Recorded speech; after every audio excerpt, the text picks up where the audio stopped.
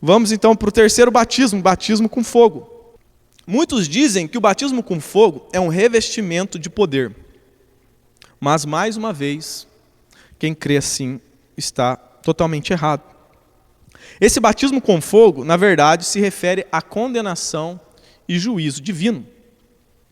É bem verdade que o Espírito Santo ele age de forma semelhante ao fogo. O fogo ele é usado para purificar o metal precioso. O ouro, quando passa pelo fogo, ele é purificado. Assim também o Espírito Santo age na vida do crente, ele purifica-nos dos nossos pecados. Então ele age de forma semelhante ao fogo.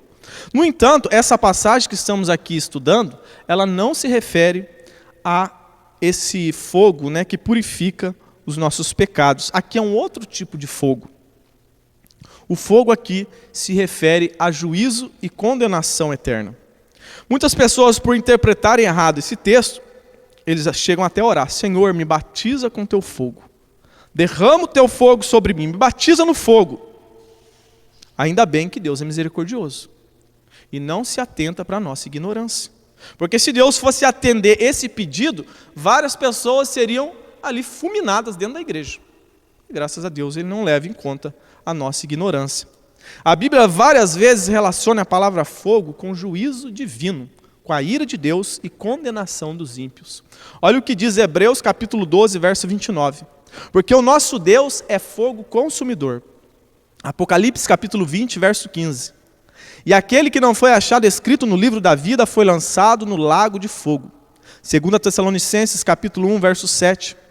E para vós que sois atribulados, vos dê alívio, bem como a nós, quando o Senhor Jesus se revelar do céu, com os seus anjos poderosos em chama de fogo, punindo os que não conhecem a Deus e os que não obedecem ao evangelho de nosso Senhor Jesus. Estes sofrerão como castigo e perdição eterna, longe da presença do Senhor e da glória do seu poder. Então nós vemos aqui a chama de fogo, relacionado a um juízo divino, relacionado à ira de Deus. Todo cristão deve saber que a Bíblia explica a Bíblia. Ela mesma, se explica. E para entendermos a Bíblia, examinar as Escrituras, nós devemos ir para a Bíblia da forma correta. Sempre quando você for examinar uma passagem, sempre faça algumas perguntas. Quem falou? Então agora nós vamos aqui para o texto. Quem falou? Por que falou? Para quem falou? Quando falou? Temos que respeitar o contexto. Todo versículo tirado do seu contexto, ele acaba se tornando às vezes uma heresia. É um pretexto para pegar a heresia. Um texto fora do contexto é um pretexto para heresia. E é daí que surgem muitas falsas doutrinas. Eles pegam um versículo isolado sem respeitar o contexto e aplicam na vida das pessoas. Então precisamos sempre perguntar: quem falou? Quem falou aqui que o batismo, que Jesus, que veria aquele mais poderoso do que ele e batizaria com o Espírito Santo e com fogo? Quem que falou? João Batista. Para quem ele falou? No verso 7, no verso 7 mesmo, deixa eu ver aqui, no verso 7 de Lucas, diz que as multidões vinham até João. No capítulo 3 de Mateus ele dá um detalhe. Ele diz quem seria essas multidões, quem estaria ali no meio. Lá em Mateus 3,7 vai dizer: vendo ele, porém, que muitos fariseus e saduceus vinham ao batismo, disse-lhes: raça de víboras, quem vos induziu a fugir da ira vindoura? Então, para quem que João está falando? Para os perdidos, para os escribas e fariseus, para aquelas pessoas que estavam querendo enganar a Deus. Você se lembra? Por que João Batista chama ele de raça de víboras? Quem vos induziu a fugir da ira vindoura? Por quê? Porque ele se achava o povo de Deus. Nós somos descendentes de Abraão, nós não precisamos nos batizar. Aí João repreende ele: vocês estão querendo enganar a Deus, mas a Deus ninguém engana. Vocês são como víboras, que se camuflam como galhos secos, enganam as pessoas. Vocês são malignos. O pai de vocês é o diabo, vocês são da raça da serpente. Então, João Batista estava se referindo a quem? Está falando para quem? Ele estava falando para as raças de víboras. Ele estava falando para os fariseus e saduceus. Ele não estava falando para salvos. Ele não estava falando para os crentes salvos.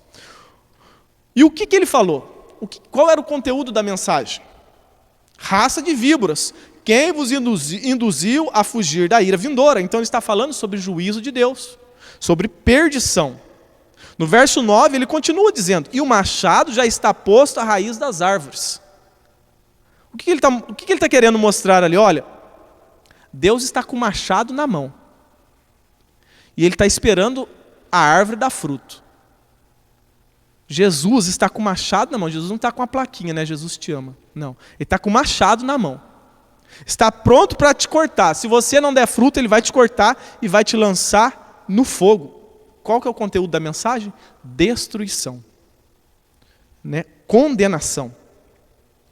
Lá no verso 17 também ele diz, ele traz na pá para limpar sua eira e recolher o trigo no celeiro, mas queimará a palha com fogo que não se apaga. Ele vai separar a palha do trigo.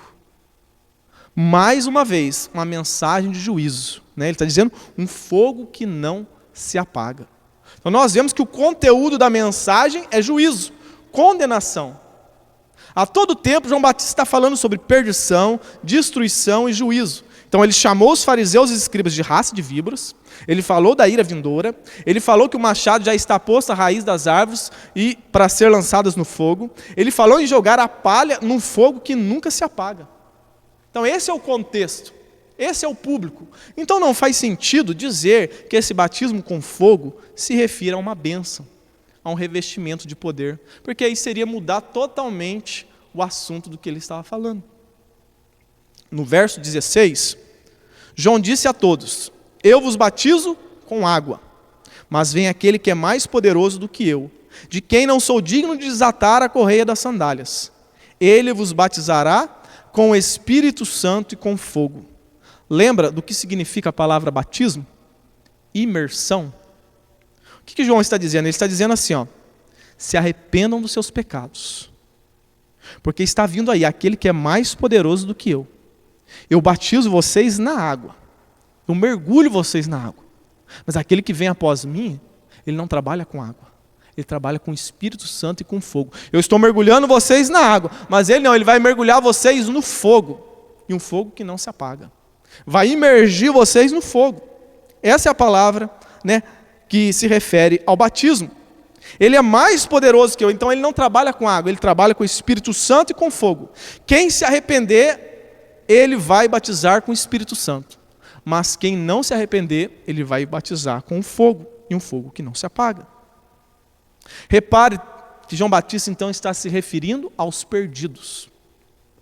Olha o que Jesus falou lá em Atos capítulo 1. Jesus falou desse batismo de João. E olha o que Jesus disse.